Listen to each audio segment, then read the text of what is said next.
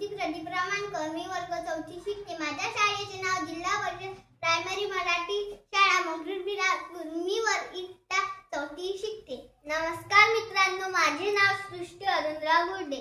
माझ्या शाळेचे नाव जिल्हा परिषद प्राथमिक मराठी शाळा मंगरुळ बिलासपूर. मी वर्ग 4 शिकते. आज आम्ही तुम्हाला हे कोण गे आई कविता म्हणून दाखवणार आहे. नदीच्या शेजारी गडाच्या